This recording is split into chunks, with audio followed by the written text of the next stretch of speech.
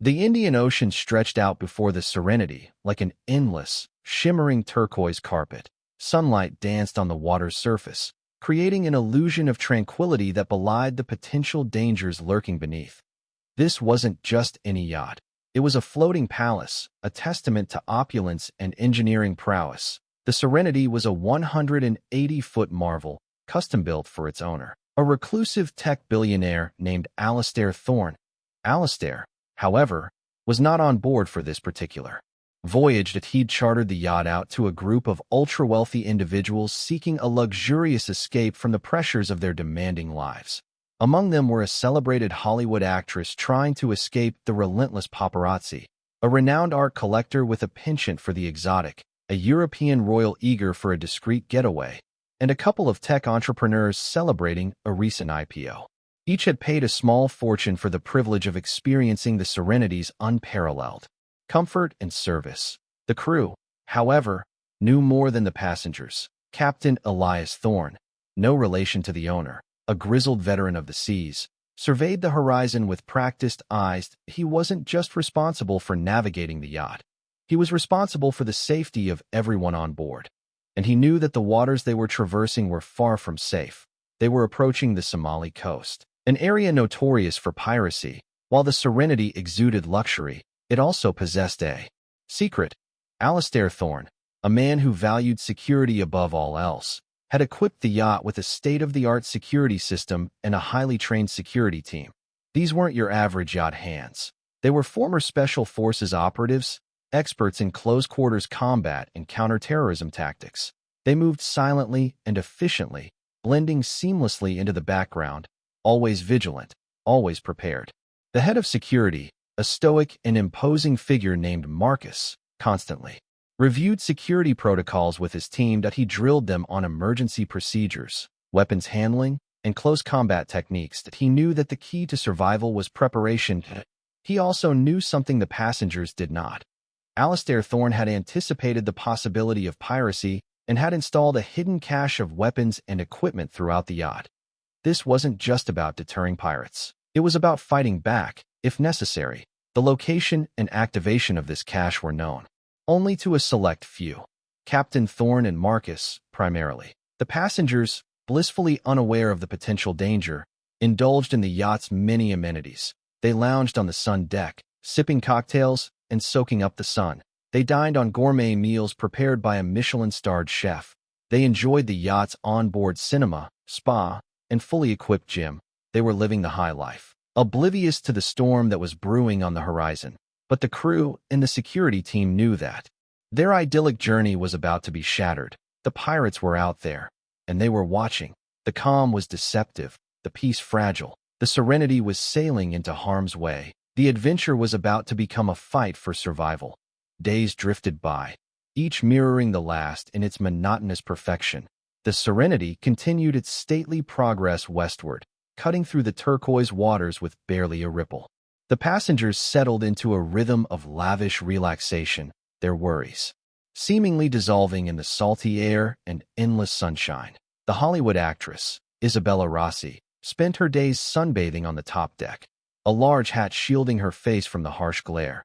She found a strange sense of peace in the vastness of the ocean, a welcome respite from the chaotic world of premieres and flashing cameras. She occasionally engaged in light conversation with the European royal, Prince Edward, a surprisingly down-to-earth individual who seemed genuinely interested in her perspective. He was escaping a suffocating schedule of royal duties and found solace in the anonymity the yacht afforded him. The art collector, Mr. Du Bois, a man of discerning taste and encyclopedic knowledge, spent hours cataloging his newly acquired artifacts in his private study, a quiet sanctuary filled with priceless treasures. He was en route to a gallery opening in Monaco, where he planned to unveil his latest acquisitions. The tech entrepreneurs, Mark and Emily Carter, remained glued to their laptops. Even on vacation, they were constantly monitoring their company's stock performance and brainstorming new ideas, their ambition seemingly insatiable. Beneath the veneer of carefree indulgence, however, small cracks began to appear. Isabella Rossi found herself increasingly restless, haunted by the constant fear of being recognized. Prince Edward struggled with the weight of his responsibilities, the escape feeling temporary and ultimately unsatisfying. Mr. Du Bois grew increasingly anxious about the security of his precious cargo, constantly double-checking the locks and alarm systems on his study. And the Carters, driven by their relentless ambition, found themselves bickering more frequently, their relationship strained by the pressures of their success. Meanwhile, the security team's vigilance intensified. Marcus, the head of security, spent hours studying nautical charts, analyzing weather patterns, and monitoring radio communications. He knew that the closer they got to the Somali coast, the greater the risk of an attack. He instituted stricter security protocols, increasing patrols and implementing regular drills. The crew, too, felt the mounting tension. Captain Thorne, a man of few words, became even more taciturn, his gaze constantly fixed on the horizon. That he spent hours in the bridge, poring over radar readings and consulting with his officers. That he knew that they were sailing into dangerous waters, and he was determined to be prepared for whatever might come their way. One evening, as the sun dipped below the horizon, painting the sky in fiery hues of orange and purple, Marcus approached Captain Thorne. "Captain," he said, his voice low and serious, "we've detected unusual activity on the radar. Several small vessels are approaching our position at high speed." Thorne nodded grimly. "Pirates," he said, his voice barely a whisper. "It's time to put our plan into action." The tranquility of the Serenity was about to be shattered. The days of carefree relaxation were over. The storm had arrived. The alarm blared, a jarring intrusion that ripped through the calm evening air. Red lights flashed throughout the yacht, casting long, ominous shadows. The passengers, startled from their pre-dinner cocktails and evening routines, stumbled out of their cabins, confusion etched on their faces. Isabella Rossi, still in her silk robe, clutched a glass of champagne, her eyes wide with fear. Prince Edward, ever the composed royal, straightened his jacket and tried to project an air of calm, despite the palpable tension. That Mr. Du Bois, clutching a small, ornate box, rushed out of his study, his face pale with anxiety. The Carters, still arguing over stock options, stopped mid-sentence, their faces registering a mixture of disbelief and panic. Captain Thorne's voice boomed over the intercom, cutting through the rising chaos. "This is the captain speaking. That we are under attack. Pirates have been sighted and are approaching the yacht. Please remain calm and follow the instructions of the crew. I repeat, we are under attack. Remain calm." His words, while intended to reassure, only served to amplify the fear. Outside, the scene was one of controlled chaos. The security team, their faces grim and determined, moved with practiced efficiency, securing the perimeter and preparing for the inevitable confrontation. Marcus, barking orders into his headset, coordinated the team's movements, ensuring that every possible entry point was covered. The crew, trained in emergency procedures, guided the passengers to a designated safe room, a reinforced area in the center of the yacht designed to withstand an assault. The pirates, in two high-speed boats, were closing in fast. They were a motley crew, armed with AK-47s and rocket-propelled grenades, their faces hardened by years of violence and desperation. Their leader, a notorious pirate known only as Amon, stood at the helm of the lead boat, his eyes fixed on the Serenity.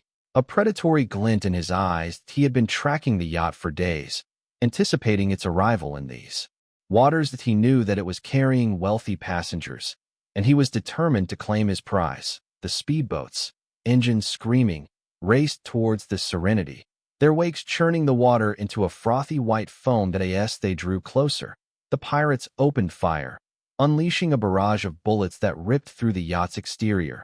Glass shattered, metal shrieked, and splinters of wood flew through the air.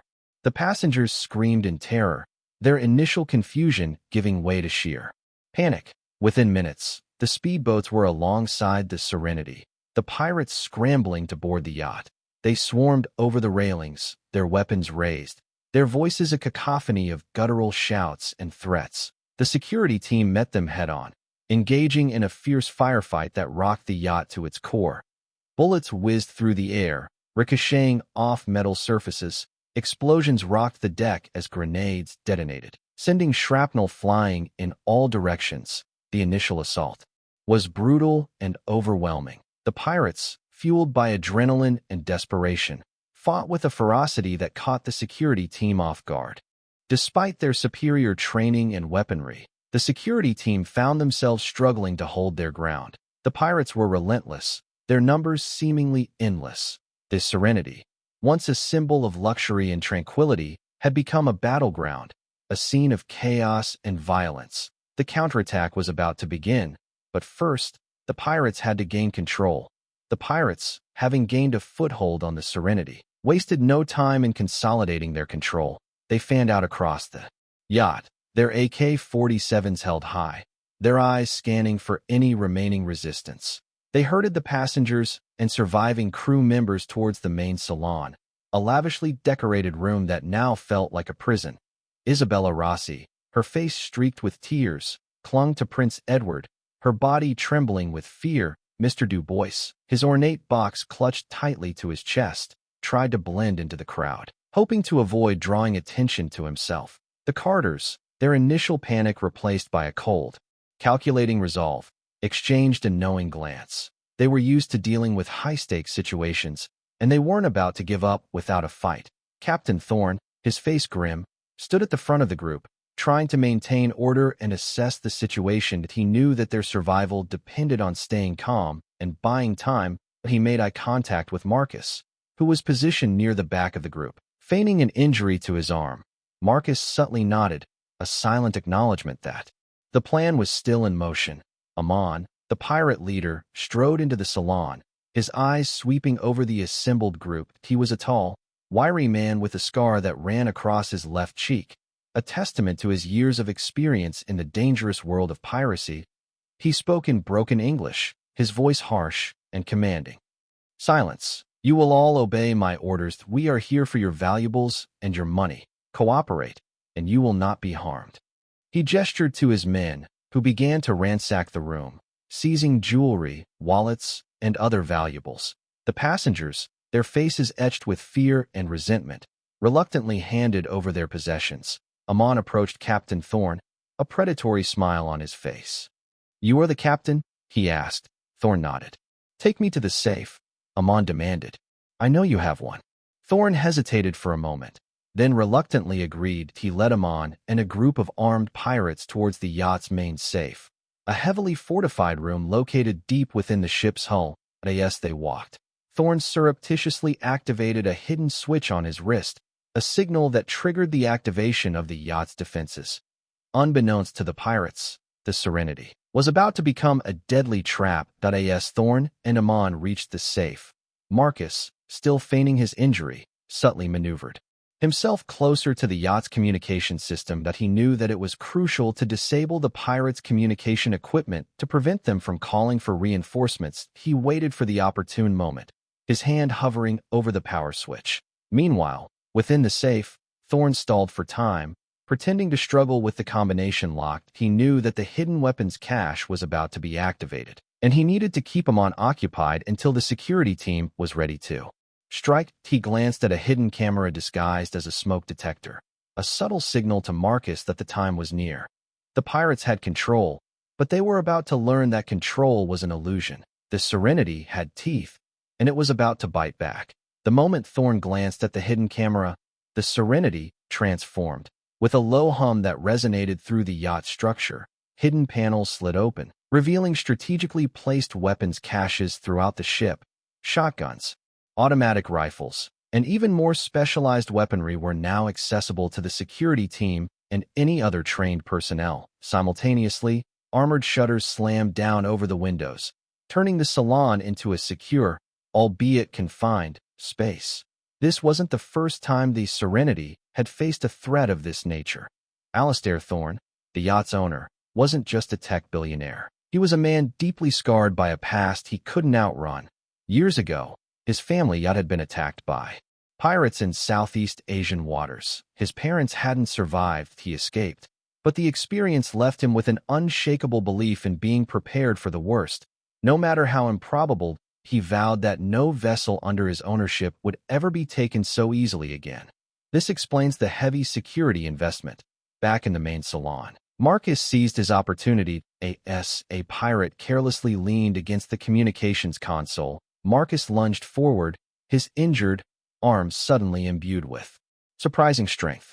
He slammed the pirate's head against the console, knocking him unconscious, and ripped the power cord from the wall. The communication system went dead, severing the pirate's link to the outside world. Inside the safe, Thorn continued to fumble with the combination lock, his heart pounding in his chest. Amon grew impatient, his eyes narrowing with suspicion. "You are taking too long, Captain," he growled, pressing the barrel of his AK-47 against Thorn's head. "Open the safe, or I will start shooting." Thorn knew he couldn't stall any longer. He took a deep breath and spun the final dial on the lock. With a click, the heavy steel door swung open, revealing stacks of cash, gold bullion, and other valuables. Damon's eyes widened with avarice. "At last," he said, a triumphant grin spreading across his face. "Now put the money into bags." As Amon and his men began to load the valuables into sacks, the security team launched their counterattack. The armored shutters in the salon opened, revealing heavily armed security personnel who unleashed a hail of gunfire upon the unsuspecting pirates. The pirates, caught completely off guard, scrambled for cover, their initial confidence replaced by abject terror. The Serenity had become a shooting gallery, a deadly maze of corridors and cabins where the hunters had become the hunted. The hidden weapons caches had transformed the yacht into a fortress, and the security team, now armed to the teeth, were determined to reclaim their vessel. The counterattack had begun, and it was about to be a brutal and bloody affair. The pirates who thought they had everything under control were about to learn a harsh lesson about underestimating their prey. The Serenity's secret was out, and it was a force to be reckoned with. The initial volley of gunfire in the salon was devastating. Pirates fell instantly, their bodies riddled with bullets, their dreams of riches extinguished in a hail of lead. The remaining pirates, stunned and disoriented, scrambled for cover behind overturned tables and overturned furniture. The salon, once a symbol of opulent luxury, was now a scene of carnage and chaos. The security team, their faces grim and determined, advanced relentlessly, their movements precise and coordinated. They were a well-oiled machine, trained to kill efficiently and without remorse. They moved through the salon like ghosts, eliminating any remaining resistance with ruthless efficiency. Outside the salon, the counterattack was equally brutal. Security team members, armed with automatic rifles and shotguns, emerged from hidden compartments throughout the yacht, engaging the pirates in close-quarters combat. The narrow corridors and cramped cabins of the Serenity became a deadly maze, where every corner held the potential for ambush and sudden death. The fighting was intense and visceral. Bullets ripped through the air, tearing through flesh and bone. Explosions rocked the yacht as grenades detonated, sending shrapnel flying in all directions. The air was thick with the smell of gunpowder and blood. In the engine room, a fierce firefight erupted between a group of pirates and two security team members. The pirates, desperate to disable the yacht and prevent their escape, were trying to sabotage the engines. The security team members, knowing that the yacht's mobility was crucial to their survival, fought with unwavering determination. One of the security team members, a young woman named Sarah, took a bullet to the chest but continued to fight, her face contorted with pain and fury. She managed to kill two pirates before collapsing, her sacrifice ensuring that the engines remained operational. On the bridge, Captain Thorn, having secured the safe, emerged with a pistol drawn. Determined to retake control of his vessel, he encountered a group of pirates attempting to disable the yacht's navigation system. Thorn, despite his age, fought with surprising ferocity, his years of experience at sea giving him an edge over his younger opponents. He managed to kill one pirate and wound another before being forced to take cover behind the captain's chair. As the counterattack raged, the passengers, huddled in the safe room, listened in terror to the sounds of gunfire and explosions. Isabella Rossi sobbed uncontrollably, her face buried in prints. Edward's shouldered Mr. Du Bois clutched his ornate box tightly to his chest, his face pale with fear. The Carters, their faces grim and determined, began to formulate a plan, their entrepreneurial instincts kicking in. The security team was making progress, but the pirates were putting up a fierce resistance. They were desperate men, fighting for their lives, and they weren't about to give up without a fight. This Serenity was a battleground, a scene of unimaginable violence and chaos. The counterattack was underway, but the outcome was far from certain. The fight for survival was just beginning. The galley, usually a place of culinary artistry, was now a scene of savage hand-to-hand combat. A hulking pirate, wielding a meat cleaver, charged at a wiry security team member named Ben. Ben, unarmed but quick-witted, dodged the cleaver and grabbed a cast-iron frying pan, slamming it into the pirate's face. The pirate staggered back, momentarily stunned, giving Ben the opportunity to disarm him and deliver a series of swift, brutal punches that left the pirate unconscious on the stainless steel floor. In the opulent master suite, a desperate struggle unfolded between a pirate and Maria, the yacht's head stewardess. The pirate, intent on looting the suite, had surprised Maria while she was attempting to secure the room. He pinned her against the wall, his eyes gleaming with malice. Maria, refusing to be intimidated, kneed him in the groin and grabbed a heavy glass decanter. Smashing it over his head, the pirate collapsed, allowing Maria to escape and alert the security team. Down in the laundry room, a young security team member named David found himself facing two heavily armed pirates. He was outnumbered and outgunned, but he refused to surrender. He used the laundry machines as cover, firing his shotgun in short, controlled bursts that he managed to kill one pirate. But the other one advanced relentlessly, firing his AK-47. David, knowing that he was about to be overwhelmed, grabbed a bottle of industrial-strength bleach and threw it in the pirate's face. The pirate screamed in agony, blinded by the chemical, giving David the opportunity to disarm him and deliver a fatal blow. Back on the bridge, Captain Thorne, pinned down behind the captain's chair, was running out of ammunition. The pirates were closing in, their weapons trained on his position.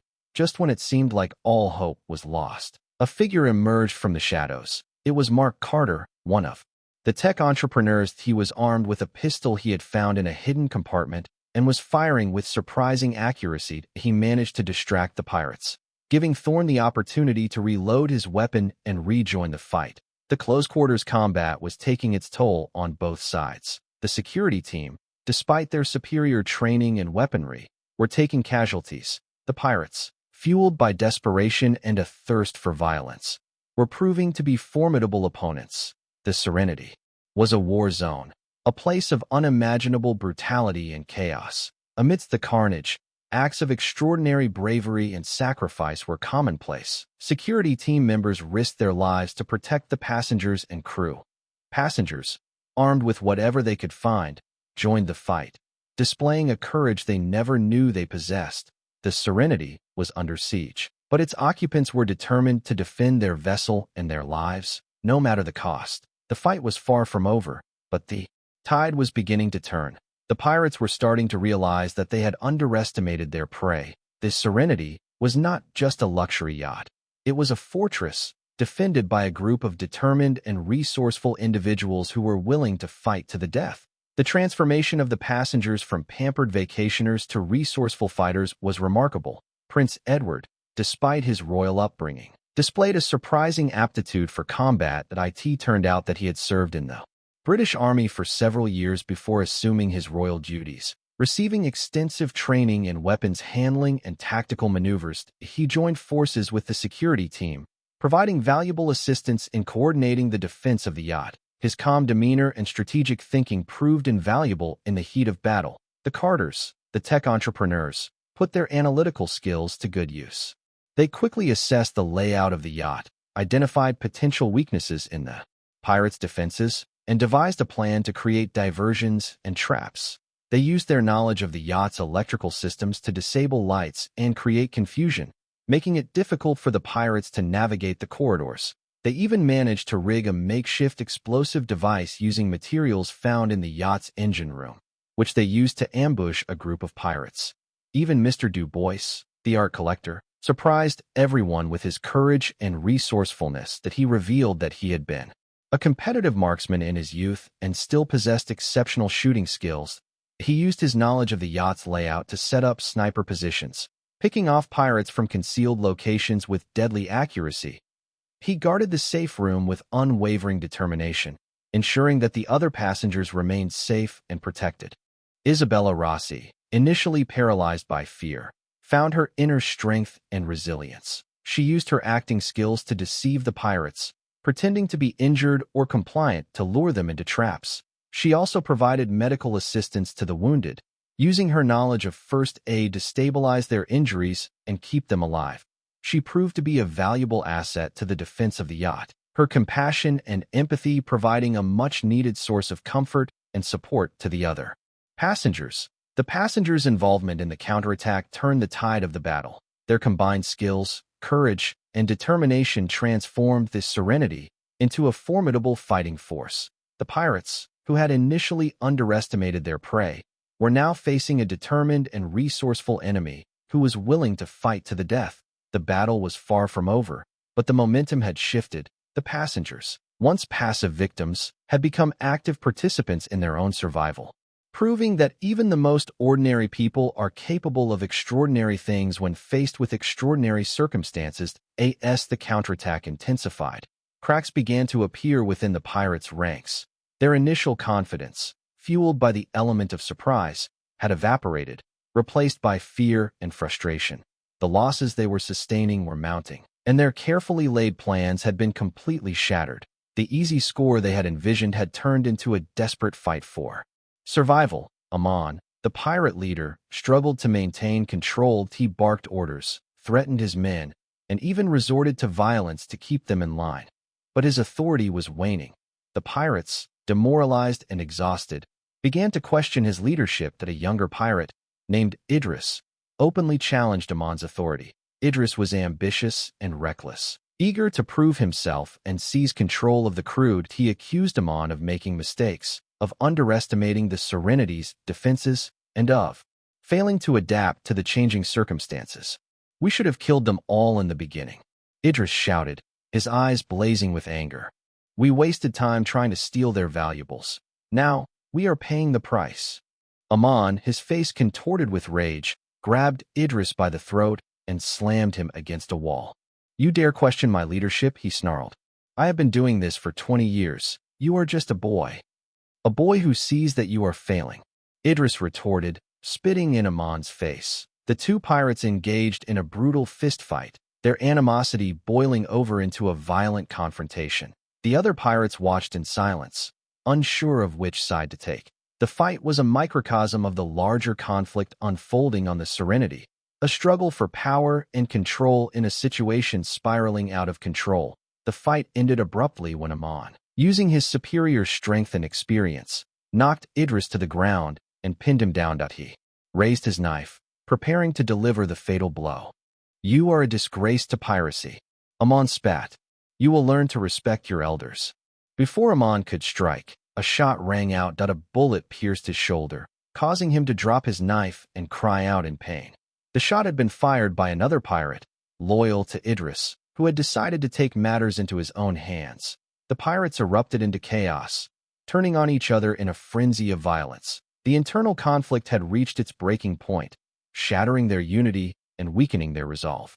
The security team and passengers seized the opportunity, pressing their advantage and pushing the pirates back further. The pirate leadership conflict proved to be a turning point in the battle. It weakened the pirates' defenses, demoralized their ranks, and allowed the Serenity's defenders to gain the upper hand. The pirates' initial plan had crumbled, and their internal strife was hastening their demise.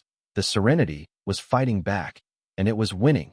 Cornered and desperate, the remaining pirates, now a mere handful, retreated to the main salon, dragging several passengers with them as hostages. Amon, despite his wounded shoulder, still commanded a terrifying presence, his eyes burning with a mixture of rage and desperation. He held Isabella Rossi at gunpoint, his finger twitching on the trigger. Idris, his face bruised and bloodied, clutched a knife to Prince Edward's throat. "We want a boat," Amon bellowed, his voice hoarse and strained. "And we want safe passage off this yacht. If you try anything, we will kill them all." Marcus, the head of security, faced a terrible dilemma. He had been trained to eliminate threats with ruthless efficiency, But the presence of hostages complicated the situation immeasurably. He knew that any attempt to storm the salon could result in the deaths of innocent civilians. He also knew that if he allowed the pirates to escape, they could pose a threat to other vessels in the future. "Let the hostages go," Marcus said, his voice calm and measured. "We will give you a boat and safe passage." "Do you think we are fools?" Amon sneered. "We know that you will just try to trick us. We want the boat ready and waiting, and we want a guarantee that you will not follow us." "You have my word," Marcus replied, knowing that his word meant little to a desperate pirate like Amon. While Marcus negotiated with the pirates, the Carters were secretly formulating a plan. They used their knowledge of the yacht systems to disable the salon's security cameras, preventing the pirates from monitoring their movements. They also rigged a series of makeshift traps, hoping to disorient the pirates and create an opportunity for the security team to intervene. Captain Thorne, despite his injuries, was determined to regain control of his vessel. He slipped away from the safe room and made his way to the engine room, where he worked feverishly to prepare the yacht for a high-speed maneuver. He knew that if he could create enough turbulence, it might dislodge the pirates and give the security team an advantage. The tension in the salon was palpable. The hostages were terrified, their faces pale and drawn. Isabella Rossi pleaded with Amon to release them, but he remained unmoved. Prince Edward, despite the knife at his throat, maintained a stoic silence, his eyes fixed on Marcus. Marcus knew that time was running out. The pirates were growing increasingly agitated, and he feared that they would soon lose their patience and resort to violence. He had to make a decision that could determine the fate of everyone on board the Serenity. He took a deep breath and gave the order. "Prepare to move in," he whispered into his headset. "But exercise extreme caution. The safety of the hostages is our top priority." The final stand was about to begin. As Marcus gave the order, Captain Thorne executed his maneuver. He slammed the Serenity into a hard turn, causing the yacht to lurch violently. The pirates, caught off guard, stumbled and lost their footing. Isabella Rossi used the opportunity to break free from Amon's grasp, shoving him backwards as she scrambled for safety. The Carters' traps were triggered, strobe lights flashed, blinding the pirates, and a deafening siren blared, disorienting them. Further, the security team stormed the salon, firing their weapons with precision and control. Amon, still recovering from the jolt, managed to fire a shot, grazing Isabella Rossi's arm before being cut down in a hail of bullets. Idris, momentarily stunned by the chaos, hesitated for a split second. Prince Edward seized the opportunity, delivering a swift kick to Idris's groin, sending him sprawling to the floor. The security team quickly subdued Idris, securing him in handcuffs. The remaining pirates were quickly neutralized. The battle was over. The Serenity had been saved, but not without a heavy price. Sarah, the young security team member who had sacrificed herself in the engine room, was dead. Several other members of the security team were seriously wounded. The passengers, though alive, were deeply traumatized by the ordeal. The aftermath of the attack was a scene of devastation and grief. The Serenity, once a symbol of luxury and tranquility, was now a mess of blood, broken glass, and shattered dreams. The air was thick with the smell of gunpowder and death.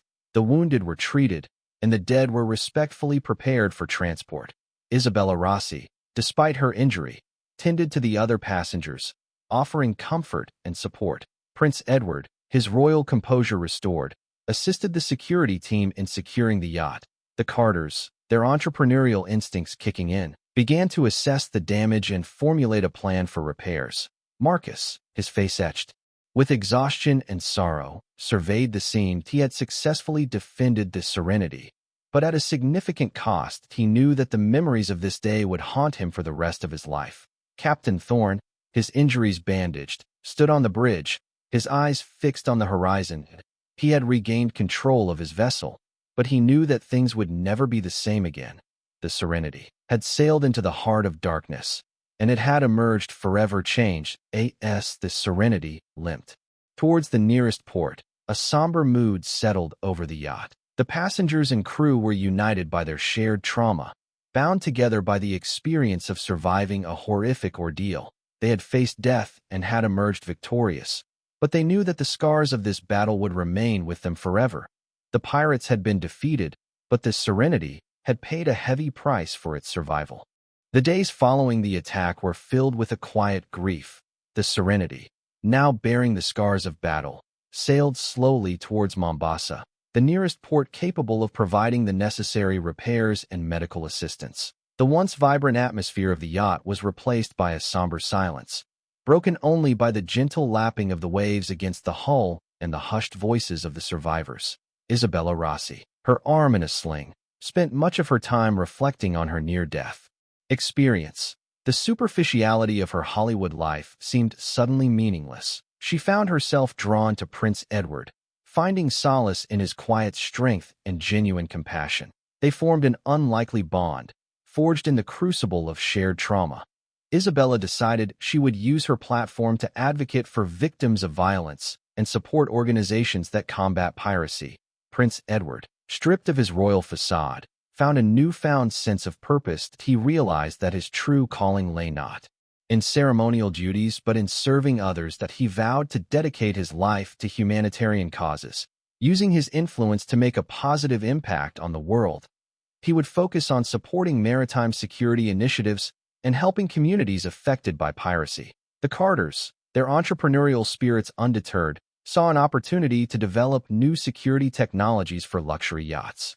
They recognized the growing demand for advanced defense systems and were determined to create a product that would protect vessels from future attacks. They also quietly funded the education of Sarah's children, setting up a trust fund for them. Mr. Du Bois, haunted by the memories of the attack, decided to donate his collection of artifacts to a museum, ensuring that they would be preserved for future generations. He also made a generous contribution to a fund for the families of the security team members who had been killed or injured in the battle.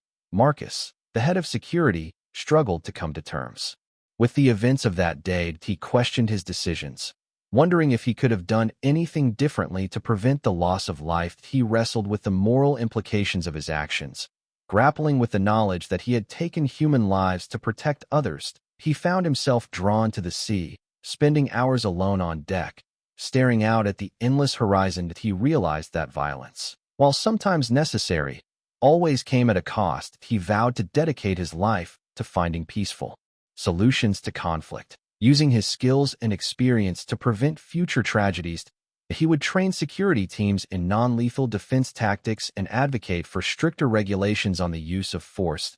As the Serenity approached Mombasa, the survivors prepared to disembark, carrying with them the physical and emotional scars of their ordeal. They had arrived on the yacht as strangers, but they were leaving as a family, bound together by their shared trauma and their newfound appreciation for the fragility of life. They had faced the darkness and had emerged, battered but not broken, determined to make a difference in the world.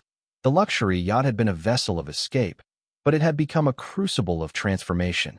Months later, in a dimly lit cafe in Mogadishu, a figure sat alone, nursing a cup of bitter coffee. It was Idris, the younger pirate who had challenged Amon's leadership. He had escaped custody after the Serenity docked in Mombasa, disappearing into the labyrinthine streets of the city. He was now back in Somalia, seeking to rebuild his reputation and amass a new crew. The scar on his face, a memento of his fight with Amon, served as a constant reminder of his ambition and his thirst for revenge. He listened intently as a contact whispered information, the man's eyes darting nervously. Alistair Thorne, the contact hissed. The owner of the yacht. He is a powerful man, with many enemies. There are rumors that he is involved in dealings that are less than legal. Idris leaned forward, his eyes gleaming with interest. Tell me more, he urged. The contact revealed that Alistair Thorne had made powerful enemies through his business dealings, particularly in the realm of cybersecurity and data encryption. Some believe that Thorne possessed information that could be extremely damaging to certain governments and corporations. They say he keeps this information locked away, protected by the most advanced security systems in the world, the contact whispered. But there are ways to get to him. He is vulnerable, especially through those he cares about. Idris smiled, a cold, calculating expression that sent a shiver down the contact's spine. He had found a new target, a new opportunity to prove himself and extract revenge on those who had wronged him. The Serenity had been a failure, but it had also provided him with valuable knowledge. He knew the yacht's weaknesses, its security protocols, and the identity of its owner. Meanwhile, aboard a newly refitted Serenity, sailing through the Mediterranean, Marcus stood on the bridge, his gaze fixed on the horizon. He couldn't shake the feeling that the attack was not entirely random. He suspected that the pirates had been tipped off, that someone had known about the yacht's security measures and the wealth it carried. He continued his investigation, digging deeper into Alistair Thorne's past, uncovering a web of secrets and dangerous connections. That he received an encrypted message from an anonymous source, warning him that Thorne was being targeted by powerful forces who wanted to silence him. The message hinted at a conspiracy that reached far beyond the Somali coast, implicating government officials, corporate executives, and shadowy figures with vast resources and influence. Marcus knew that the Serenity was once again in danger. The pirates may have been defeated, but the threat had not been eliminated. That a new storm was brewing on the horizon, a storm that could engulf the yacht and its passengers in even greater peril. The secrets of the Serenity were about to be revealed, and the consequences could be devastating. The epilogue was just the beginning. The journey was far from over.